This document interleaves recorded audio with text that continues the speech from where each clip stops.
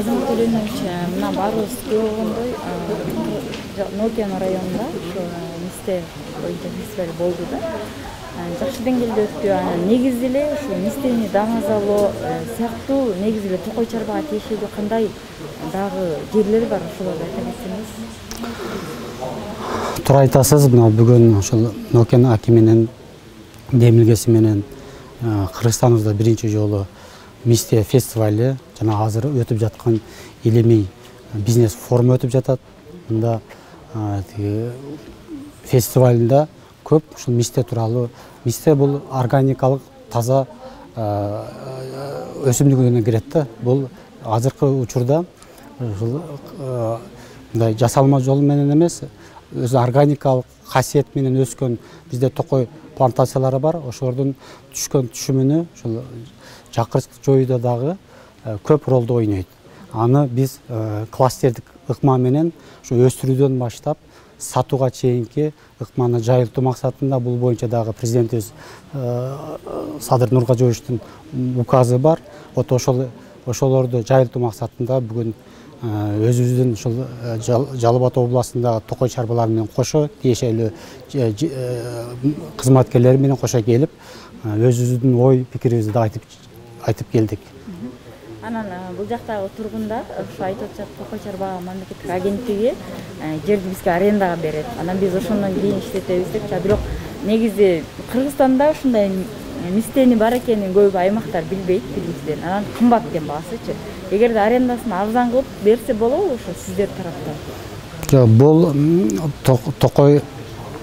Токой жерлерин арендага берүү бул Кыргыз өкмөтүнүн 192 токтому негизинде берилет.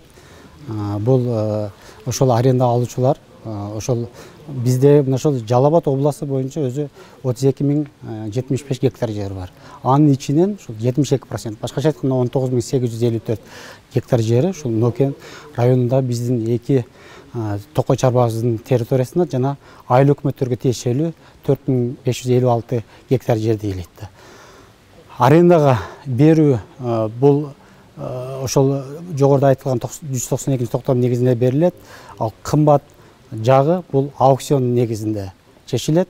Бул аукцион комиссиясы, анын жетекчилери дагы ошол местный самоуправлениянын башчылары жетектейт ал комиссияны. Ал комиссияда биздин Токой агенттигинин кызматкерлеринин 20% гана түзөт. Аны ошол аукционго катышкан бизден жерди алуучу арендаторлордун өздөрү баглашат. Ошонун кимиси жогору баанын берсе, анан берилет. Дагы бир суроо, мына бүгүнкү илимий форумда айтылып атат, ушу Токой Чарба мамлекеттик агенттигине тиешелүү катта көптөгөн ошол мисте өскөн жерлерде куруттар түшүп атты. Ошону сиздер көзөмөлдөйсүздөрбү? Кандай аракеттер көрүлөт? Бизде жап-жалгыз ошол Жалал Абад областы боюнча ошо Токой станциясы бар. Станцияларды именно ошол Токой станциясы ошол табигый өсүмдүктөргө ошол Токой жаңгак плантацияларына жер ошолордун курттары менен күрөшүү иштерин жүргүзөт. Азыр бирок терелекке каршы бул жалгыз эле Жалал Абад областынын жалгыз станция. Анын үстүнөн азыр дагы илимий форумда дагы ошо Жалал Абад Токой институтунун кызматкерлери да аябай жакшы ыкмаларды айтып атат. Буюрса биз ал станциянын дагы мына акыркы реформалар негизинде анын штатын көбөйтүп, илимий чөйрө менен илим чөйрөнү бекемделген ыкмаларды жана ошол табигый курт кумурскалар менен күрөшүү жолдорун жаңы ыкмаларын киргизебиз деген ойдобуз.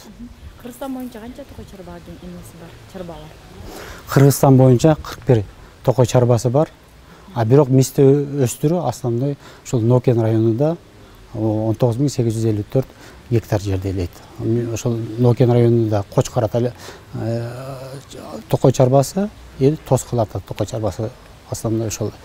Анан сырткары Токой фондусуна кирбеген жерлер да бар. Айыл аймактарындагы Токой фондусуна кирбеген жерлер дагы бар. Аларга бизге тиешебиз жок.